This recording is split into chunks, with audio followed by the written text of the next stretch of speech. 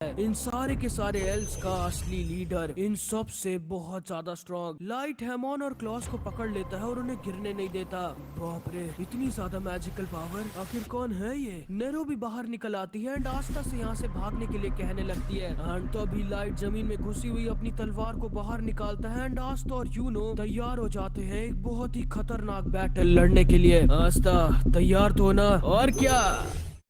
And अगले ही पल Uno आस्था को पता भी नहीं चलता एंड लाइट इन दोनों के बगल में होता है। लाइट आस्था से उसकी डेमन ड्वेलर स्वॉर्ड छीन लेता है एंड आस्था को खत्म करने वाला होता है। एंड इतना सब इसने एक पलक झपकने की भी स्पीड से तेज किया होता है। आस्था एंड तो भी यूनो किसी तरह आस्था को बचा लेता है। एंड तुम लोग समझ रहे हो, लाइट की स्पीड पैट्री और विजर्ड किंग से भी ज्यादा होती है भाई। एंड फिर स्टार्ट होती है एक बहुत ही भयानक फाइट, एक ऐसी फाइट जिसमें हम पहली बार आस्था और यूनो को साथ में लड़ते हुए देखेंगे। इन तीनों की स्पीड इतनी ज्यादा फास्ट होती है कि मिमोसा को ये तीनों दिख ही नहीं रहे होते। आस्था अपने हाफ डीमन फॉर्म में होता है एंड यूनो अपने डेमी गॉड फॉर्म में, लेकिन फिर भी ये दोनों लाइट की स्पीड को टक्कर नहीं दे पा रहे होते। एंड कैसे ही देंगे भाई, लाइट एल्व्स का लीडर होता है, वो पहला इंसान जिसे द फोर लीफ ग्रिमवॉर मिली थी। एंड लाइट अकेले ही आस्था और यूनो पर भारी पड़ रहा होता है। आस्था तुम्हारे पीछे, हमें कुछ भी करके इसे एक जगह पर रोकना होगा। Wind magic, tornado trap. And Uno light को अपने ट्रैप मैजिक से पकड़ लेता है एंड आस्था लाइट के ऊपर अटैक कर देता है, लेकिन लाइट को आस्था छू तक नहीं पाता एंड लाइट उल्टा आस्था को बहुत ज्यादा इंजर्ड कर देता है। यूनो अपने विंड एरोस को लाइट के ऊपर तान देता है, लेकिन इससे पहले वो इन्हें छोड़ता लाइट इसके बगल में होता है एंड इस पर अटैक कर देता है। आखिर हम क्या करें आस्था, ये तो कुछ ज्यादा ही फास्ट और स्ट्रॉन्ग है, इसकी बैंड बजा और क्या। लेकिन तभी लाइट आस्था को अपने अटैक से बहुत ज्यादा इंजर्ड कर देता है एंड आस्था को एक तालाब में फेंक देता है। लाइट आस्था को बस खत्म करने ही वाला होता है, लेकिन तभी यूनो यूज कर देता है अपना स्पिरिट स्टॉर्म अटैक। लेकिन भाई लाइट आस्था की डेमन ड्वेलर स्वॉर्ड का यूज करता है और यूनो के पूरे स्पिरिट स्टॉर्म को ही अब्सॉर्ब कर लेता है। मतलब समझ रहे हो, लाइट बिना किसी मैजिक या ग्रिमवॉर का यूज किए सिर्फ अपनी तलवार से आस्था और यूनो की बैंड बजा रहा होता है। एंड फिर इधर हम आस्था को देखते हैं जिसका हाफ डीमन फॉर्म का टाइम खत्म हो जाता है एंड आस्था वहीं पर बेहोश हो जाता है। चलो एक तो गया,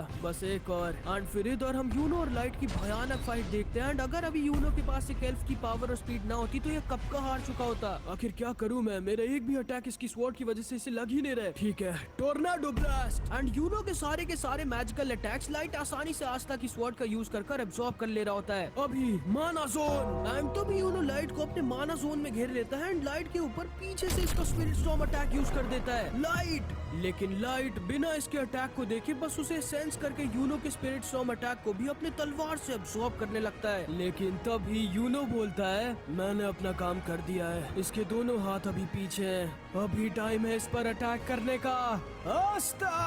और तभी जमीन को चीर कर निकलते हैं हमारे आस्था भाई एंड अगले ही पल आस्था हजारों मीटर ऊपर यूनो के बगल में होता है भाई। आखिर है कौन ये दोनों? एंड ये दोनों के दोनों साथ में मिलकर लाइट के ऊपर अटैक कर देते हैं, लेकिन लाइट इन दोनों के अटैक को अपनी दूसरी स्वॉर्ड से ब्लॉक कर देता है एंड आस्था इसकी स्वॉर्ड को पकड़ लेता है। लेकिन तभी लाइट आस्था की डेमन ड्वेलर स्वॉर्ड से जितना भी मैजिकल पावर इसने अभी तक की यूनो के अटैक से अब्सॉर्ब किया था उतना एक बार में आस्था और यूनो के ऊपर यूज कर देता है। एंड भाई इसका अटैक इतना ज्यादा स्ट्रॉन्ग होता है कि ये पूरे के पूरे इस बेस को बीच से काट देता है एंड ग्रेविटो सिटी के आधे जंगल को तबाह कर देता है। मतलब समझ पा रहे हो ना तुम लोग, ये कितना ज्यादा स्ट्रॉन्ग है। इसने आस्था और यूनो को उनके स्ट्रॉन्गेस्ट फॉर्म में अकेले हरा दिया होता है। एंड फिर लाइट नीचे आ जाता है। मानना पड़ेगा लाइट, इतने टाइम बाद भी तुम जरा से भी वीक नहीं हुए। अब तुम इस बच्चे से अपनी ग्रिम वॉर वापस ले लो, फिर हम सब चलते हैं रॉयल कैपिटल पर कब्जा करने। नहीं, वो ग्रिम वॉर अब मेरी नहीं हराया, चलो यहाँ से। ओह, जैसी आपकी मर्जी लीडर। एंड फिर यहाँ पर कॉप भी आ जाता है एंड ये भी एक एल्फ बन चुका था जिसके मैजिक से इस बेस के सारे एल्फ एक साथ आ जाते हैं एंड ये सारे के सारे रॉयल कैपिटल की तरफ जाने लगते हैं उस पर अटैक करने के लिए। एंड फिर इधर हम देखते हैं यूनो ने किसी तरह एक बहुत ज्यादा स्ट्रॉन्ग मैजिक स्पेल का यूज कर खुद को आस्था और मिमोसा को बचा लिया होता है एंड जोरो और कैप्टन वर्मिलियन भी इन्हीं के साथ होते हैं। ओह नो, मैं मर गया, अब मैं विज़र्ड किंग कैसे बनूंगा? जिंदा हो तुम गधे। एंड तभी ये दोनों भी वहाँ पर आ जाते हैं। यकीन नहीं होता, ये दोनों कॉमनर्स अकेले उस लाइट के साथ लड़के जिंदा बच गए। एंड तभी नोजेल इन लोगों के पास एक सीक्रेट मैजिक आइटम रख देता है जिससे ये सारे के सारे लोग बहुत तेजी से हील होने लगते हैं। मुझे समझ नहीं आता ये अपने बालों के रहते देखते कैसे हैं? उन सब बातों का भी टाइम नहीं है आस्था। एंड तभी नोएल और किड्स भी वहाँ पर आ जाते हैं एंड ये दोनों भी सेफ होते हैं। मेरे को इतनी चोट लगी है लेकिन फिर भी मैं कितना सुंदर दिखता हूँ। कैसा पागल है ये? तुम ठीक तो हो ना आस्था? हाँ मैं ठीक हूँ। आस्था, तुम्हारा भाई ये भी एक एल्फ बन गया है। हाँ लेकिन मैं अभी भी होश में हूँ। एंड तभी नोजेल को एक मैसेज मिलता है कि बहुत सारे मैजिक नाइट एल्फ बन गए होते हैं एंड रॉयल कैपिटल में पूरी तरह से तबाही मच रही होती है चारों तरफ। तैयार हो जाओ तुम लोग, हम लोग रॉयल कैपिटल जा रहे हैं। एंड फिर इधर हम हाजे विलेज में देखते हैं एंड इन सारे लोगों को एल्व्स का ये बेस रॉयल कैपिटल की तरफ जाते हुए दिखता है। एंड तभी इन लोगों के सामने भी आ जाता है एक एल्फ। एंड तभी फादर इससे कहते हैं, जरा सुनिए, आप तो एक मैजिक नाइट हो ना, आप हमें बता सकते हैं कि ये हो क्या रहा है? हाँ क्यों नहीं, एक नई दुनिया का जन्म हो रहा है जहाँ पे तुम जैसे पापी इंसान नहीं होगे। क्या? एंड तभी ये एल्फ फास्ट और यूनो के परिवार के ऊपर हमला कर देता है एंड फादर इसे रोकने के लिए सामने आ जाते हैं, लेकिन ये कहाँ इस एल्फ को रोक सकते थे। ये पूरे के पूरे हाजे विलेज के लोगों के ऊपर दर्दनाक पॉइजन मैजिक यूज कर देता है एंड फादर की हालत बहुत ज्यादा खराब हो गई होती है। एंड ये सारे के सारे बच्चे सिस्टर लिली के पीछे छुपे होते हैं। तुम इंसानों को समझ नहीं आता, आज तुम सबका मरना तय है। एंड ये सारे के सारे लोग बहुत ज्यादा डर जाते हैं। प्लीज, हम लोगों ने कुछ भी गलत नहीं किया है, आखिर आप हमें क्यों मारना चाहते हैं? एंड नाश भी सिस्टर लिली के पीछे होता है एंड ये भी बहुत ज्यादा डरा हुआ होता है, कोई बचाओ हमें। लेकिन तभी इसे आस्था की बात याद आ जाती है। नाश, अब क्योंकि हम दोनों जा रहे हैं इसलिए अब तुम्हारी जिम्मेदारी है इन सबको प्रोटेक्ट करने की, मरो अब तुम सब। एंड ये आदमी सिस्टर लिली के ऊपर एक बहुत ही खतरनाक अटैक यूज कर देता है, लेकिन तभी नाश सिस्टर लिली को बचाने के लिए इनके सामने आ जाता है, जबकि ये जानता था कि ये कुछ भी करके इसके अटैक को नहीं रोक सकता। नाश! एंड नाश को इसका अटैक लगने ही वाला होता है, लेकिन तभी वहाँ पर आ जाते हैं आस्था और यूनो एंड नाश को इसके अटैक से बचा लेते हैं। बहुत अच्छे नाश। सिस्टर लिली की आंखों में आंसू आ जाते हैं आस्था और यूनो को अपने सामने खड़ा देखकर। तुम दोनों आ गए, आस्था, यूनो। एंड असल में ये लोग भी रॉयल कैपिटल की तरफ जा रहे थे, लेकिन यूनो ने ऊपर से सेल्फ की पावर को सेंस कर लिया था एंड ये लोग तुरंत ही नीचे आ गए थे इसको रोकने के लिए, और ये बाकी के लोग रॉयल कैपिटल की तरफ निकल गए थे। फादर, यूनो और आस्था आ गए, अब तुम्हें हम छोड़ेंगे नहीं, तुम दोनों मुझे नहीं रोक सकते। एंड ये इन दोनों के ऊपर भी अटैक कर देता है, लेकिन आस्था यूनो के सामने इसके अटैक कहाँ ही किसी काम के थे। बाप रे, ये दोनों कितने ज्यादा स्ट्रॉन्ग हो गए। एंड फिर इधर हम फादर को देखते हैं जिनके पास अब ज्यादा टाइम नहीं बचा होता। यूनो, तुम इसे संभालो, मैं फादर को ठीक करके आता हूँ। ठीक है। एंड आस्था तुरंत ही अपने एंटी मैजिक स्वॉर्ड को फादर को टच कराता है, लेकिन पता नहीं क्यों इसकी एंटी मैजिक स्वॉर्ड इन एल्व्स के स्पेल्स के ऊपर काम ही नहीं कर रही होती। एंड आस्था एकदम डर जाता है क्योंकि उसे अब नहीं समझ आ रहा था कि वो क्या करे और वो फादर को कैसे बचाए। एंड तभी फादर बोलते हैं, आस्था मेरे बच्चे, तुम कितने छोटे से थे जब तुम मुझे मिले थे, लेकिन अब तुम कितने बड़े हो गए हो। फादर, मेरी चिंता मत करो आस्था, बाकी के लोगों को बचाओ। एंड आस्था एकदम डर जाता है क्योंकि इसे समझ नहीं आ रहा था कि ये क्या करे। आस्था को बस फादर के साथ बिताए वो सारे पल याद आने लगते हैं। नहीं फादर! एंड आस्था जोर जोर से चिल्लाने लगता है एंड ये सारे लोग रोने लगते हैं, लेकिन तभी फिर से आस्था की ग्रिम वॉर्ड चमकने लगती है एंड आस्था की ग्रिम वॉर्ड से आस्था ने जो लाइट की स्वॉर्ड ली थी वो बाहर निकल कर आ जाती है। आस्था को समझ नहीं आता कि आखिर आस्था के ग्रिम वॉर्ड के अंदर की डीमन ने आस्था को ये वाली स्वॉर्ड क्यों दी, लेकिन जैसे ही आस्था इस स्वॉर्ड को पकड़ता है ये एकदम शॉक्ड रह जाता है क्योंकि इस स्वॉर्ड से इतनी ज्यादा एंटी मैजिक पावर निकल रही होती है कि पूछो मत। बाप रे, ये कैसी अजीब सी पावर है। हाँ? उस लड़के के पास लाइट की स्वॉर्ड क्यों है? यकीन नहीं होता, इस स्वॉर्ड में तो हद से ज्यादा एंटी मैजिक पावर बह रही है। मुझे इसे कंट्रोल करना होगा, शायद मैं इससे इन एल्व्स के मैजिक को खत्म कर सकता हूँ। एंड आस्था अपनी स्वॉर्ड को हवा में उठा देता है एंड इसकी स्वॉर्ड से अपने आप बहुत ज्यादा एंटी मैजिक पावर बहने लगती है एंड इसकी स्वॉर्ड सारे के सारे लोगों के पॉइजन को अपने आप खत्म कर देती है। इस तरह आस्था सबको और फादर को बचा लेता है। ये सारे के सारे लोग बहुत खुश हो जाते हैं। यकीन नहीं होता, ये स्वॉर्ड तो कमाल है, शायद मैं इससे अपने दोस्तों को भी बचा सकता हूँ। नहीं, ये नहीं हो सकता, तो तुम्हारे पास लाइट की स्वॉर्ड क्यों है? एंड तभी ये भी वेटो और फाना की तरफ फटने वाला होता है, लेकिन तभी आस्था अपनी स्वॉर्ड को इसके अंदर घुसा देता है। एंड आस्था ने बिल्कुल सही सोचा था, वो सच में अपनी स्वॉर्ड से रीइंकार्नेशन स्पेल को कैंसिल कर सकता है, इन एल्व्स को वापस से इंसान बना सकता है। फाइनली अब मैं अपने दोस्तों को बचा सकता हूँ। ये हमने इसे हरा दिया यूनो। मैंने हराया इसे, तुम बीच में आगे, वरना मैं इसे हराने वाला था। क्या बक रहे हो? एंड तभी ये सारे लोग भी इन दोनों के पास आ जाते हैं एंड इतने टाइम बाद आस्था को देखकर इमोशनल हो जाते हैं। आस्था, यूनो, तुम दोनों तो सच में बहुत स्ट्रॉन्ग हो गए हो, है ना? इसलिए मुझसे शादी कर लीजिए sister Lily. Water punch. And फिर इधर हम किंग को देखते हैं जो सो रहा होता है। सर, एक इमरजेंसी है। हाँ? फालतू डरा दिया मुझे, अगर सच में कोई इमरजेंसी नहीं हुई तो मैं छोड़ूंगा नहीं तुम्हें। सर, क्लोवर किंगडम की तरफ एक अजीब सा बेस उड़कर आ रहा है जो हम पर अटैक करने वाला है। बहुत सारे मैजिक नाइट्स अचानक से एल्व्स बन गए जो उल्टा हमारे किंगडम पर ही अटैक कर रहे हैं, तो जूलियस को भेजो ना, वो सबको संभाल लेगा। Sir, wizard king sir Julius मारे गए। क्या?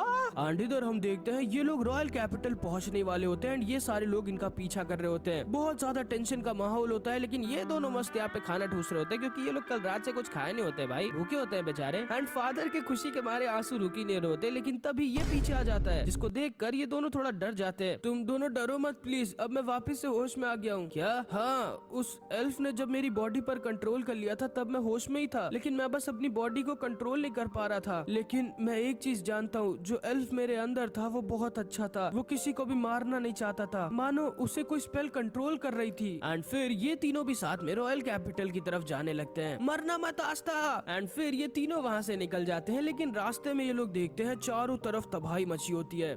हमें इन सारे लोगों को बचाना होगा, तुम इसको लेके लेफ्ट की तरफ जाओ और मैं राइट की तरफ। ठीक है, हम दोनों रॉयल कैपिटल में मिलेंगे। फिर इधर हम मैग्मा और वेनेसा को देखते हैं जिनके सामने लक खड़ा होता है जो पूरे के पूरे शहर को तबाह कर रहा होता है एंड ये इन दोनों के ऊपर भी अटैक कर देता है। ये तुम क्या कर रहे हो लक? सच में पागल हो गए हो क्या? लक मेरे अंदर सो रहा है। मेरा नाम वॉल्ट है जो आज तुम सारे इंसानों को छोड़ेगा नहीं। एंड वॉल्ट फिर से मैग्मा के ऊपर अटैक कर देता है एंड मैग्मा मारा जाता। अगर वेनेसा की डेस्टिनी कैट ने मैग्मा को बचाया ना होता जो किस्मत को कंट्रोल कर सकती है। वाह, तुम्हारे पास तो बहुत ही कमाल की मैजिक स्पेल है, लेकिन मुझे पता है कि ये बहुत ज्यादा मैजिकल पावर लेती है। एंड फिर स्टार्ट हो जाती है इन दोनों राइवल्स मैग्मा और लक की बहुत भयानक लड़ाई। एंड इधर हम आस्था को देखते हैं एंड ये भी इन्हीं दोनों की तरफ आ रहा होता है। मैग्मा इसे अच्छी टक्कर देता है, लेकिन लक भाई अभी लक था ही नहीं, वो तो एक एल्फ बन चुका था जिसकी मैजिकल पावर और स्पीड हद से ज्यादा हो गई होती है। एंड अगर वेनेसा की डेस्टिनी कैट अभी यहाँ पर ना होती तो मैग्मा और वेनेसा कब के मारे जाते, लेकिन क्योंकि ये कैट बहुत ज्यादा मैजिकल पावर एब्जॉर्ब करती है इसलिए वेनेसा की भी बहुत कम मैजिकल पावर बची होती है। बस थोड़ी देर और तुम अपनी डेस्टिनी कैट को एक्टिवेट रख पाओगी, फिर तो तुम दोनों का मरना पक्का है। एंड वॉल्ट ने मैग्मा और वेनेसा को बहुत ज्यादा इंजर्ड कर दिया होता है एंड इसकी एक आंख से आंसू निकलने लगता है क्योंकि ऑब्वियसली भाई इसके अंदर लक की भी सोल होती है जो कि बहुत ज्यादा दुखी हो गई होती है अपने दोस्तों की ये हालत देख के, वो भी इसके खुद के हाथों से। एंड वेनेसा की डेस्टिनी कैट स्पेल भी बस खत्म ही होने वाली होती है, लेकिन तभी खत्म होने से पहले ये एक लास्ट बार और अपना जादू दिखाती है एंड आस्था को वहाँ पर ले आती है जो मैग्मा को आस्था के चंगुल से छुड़ा देता है एंड अपनी नई स्वॉर्ड से आस्था एक सेकंड में अपने हाफ डीमन फॉर्म में आ जाता है। तो एक और यहाँ पर आ गया। हाँ, कोई फर्क नहीं पड़ता, तुम लोग मेरी स्पीड को कभी टक्कर नहीं दे सकते। एंड वॉल्ट फिर से अपनी फुल स्पीड में आ जाता है एंड बहुत ज्यादा फास्ट हो जाता है। तुम मुझे हराओगे कैसे जब तुम मुझे देख ही नहीं सकते? लेकिन इस बार इसके सामने हमारे आस्था भाई खड़े होते हैं जो कि की का यूज कर सकते हैं एंड आस्था आसानी से अपनी स्वॉर्ड से इसके अटैक को रोक देता है एंड अपने डीमन फॉर्म में उल्टा वॉल्ट का पीछा करने लगता है। ये क्या,